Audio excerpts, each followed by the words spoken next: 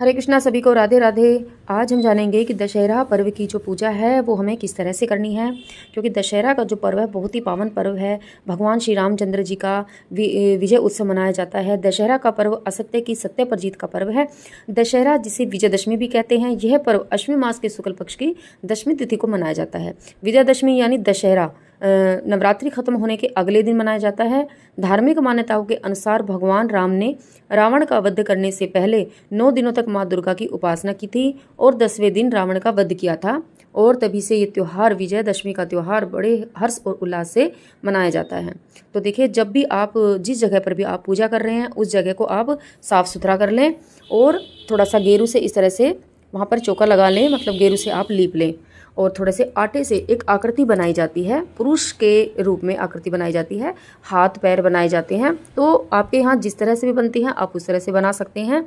तो हमारे यहाँ इस तरह से ही बनाई जाती है, तो आप ऐसे भी बना सकते हैं। और उसके ऊपर आपको 10 पिंडियाँ बनानी है। गोबर से, गाय के गोबर आपको लेना है और गाय के गोबर से ही आपको 10 पिंडियाँ रखनी हैं।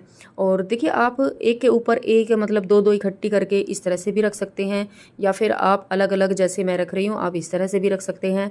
वो आपकी इच्छा है कि आप किसी तरह से भी रख सकते हैं। और जो ये पूजा है, घर के पुरुष ही इस पूजा को अगर करें तो ज़्यादा अच्छा है, क्योंकि पुरुष लोग करते हैं। अगर पुरुष किसी कारणवश नहीं है, किसी काम से बाहर रहते हैं, तो आप खुद भी कर सकते हैं, या बच्चों से भी, अपने बेटा है तो बेटों से भी करा सकते हैं। तो इस तरह से ही पूजा पाठ किया जाता है। तो इसके बाद देखिए, हमारे यहाँ ऐसा होता है कि जैसे हमने ये पिंडियाँ रखी हैं, तो पिंडियों के ऊपर ही जो मिट्टी की कुलियाँ होती हैं उनको हम इनके ऊपर रख देते हैं। और किसी किसी के यहाँ अलग, जैसे एक पात्र में अलग से ही सारी कुलियाँ को ले लेते हैं, उनमें खील भरी जाती है, फीकी खील जो होती है, और उनके ऊपर एक एक मीठा मतलब रखना होता है प्रसाद रूप में।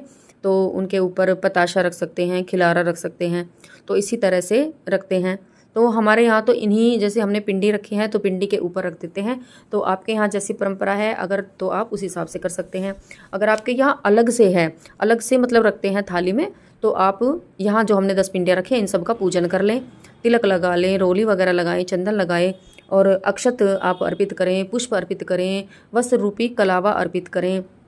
और देखिए, इस पूजा में, विजयदशमी की जो पूजा है, इस पूजा में विशेष रूप से जवारे, हरे जवारे जो होते हैं वो, उनका पूजन किया जाता है, मतलब वो लिए जाते हैं पूजा के लिए, तो वो आप रख लें।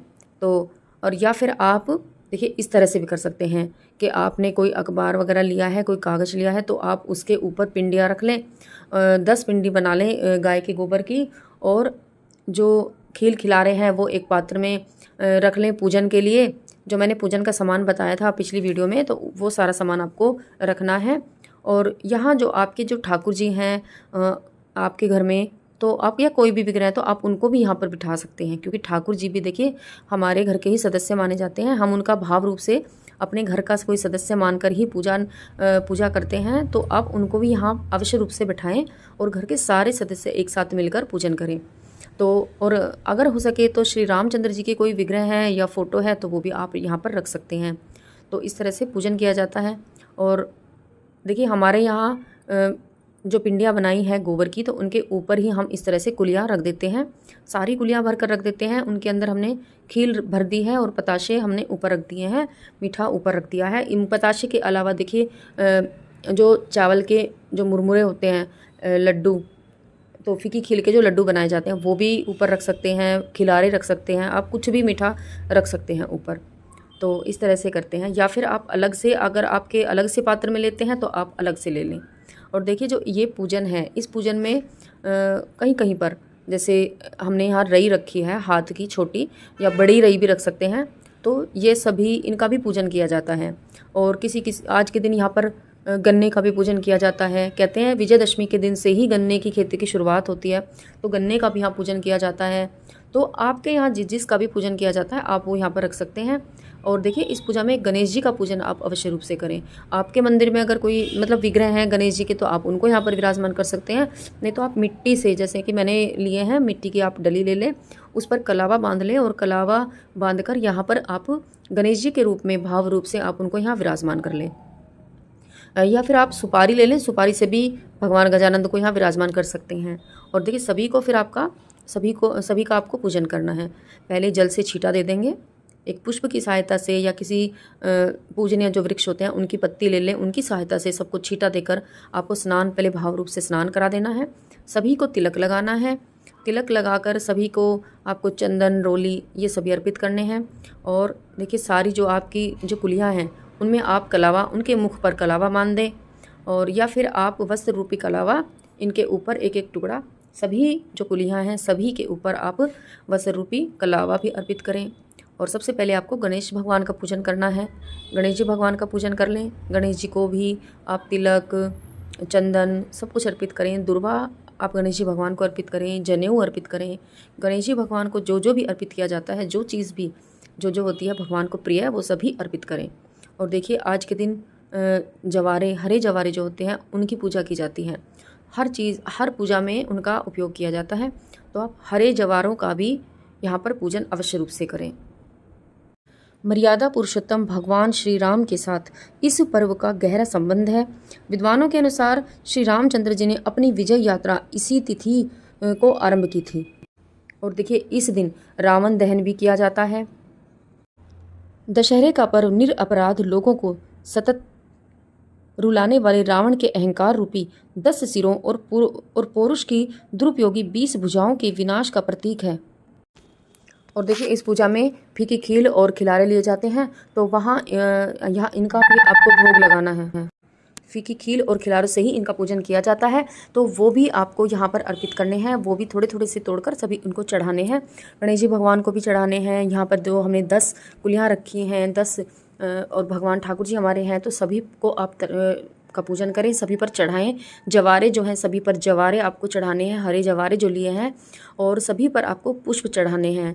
तो देखिए कहते हैं जो 10 हमने गाय के गोबर से जो हमने पिंडियाँ बनाई हैं, तो कहते हैं वो 10 भगवान मतलब रावण के जो मुख माने जाते हैं, और इसीलिए 10 यहाँ पर विशेष रूप से 10 संख्या में पूजन किया जाता है। और उसके बाद यहाँ पर पुष्प अर्पित करें, और सभी जो परिवार के सदस्य हैं वो मिलकर एक साथ सभी को यहाँ पर जल छिड़कना है। इसी तरह से पूजन करना है, हाथ जोड़ना है, और दक्षिणा कुछ ना कुछ अवश्य रूप से यहाँ पर दक्षिणा आपको रखनी है। एक जल का लोटा आपको अवश्य रूप से रखना है, जल के छींटे आपको देने हैं।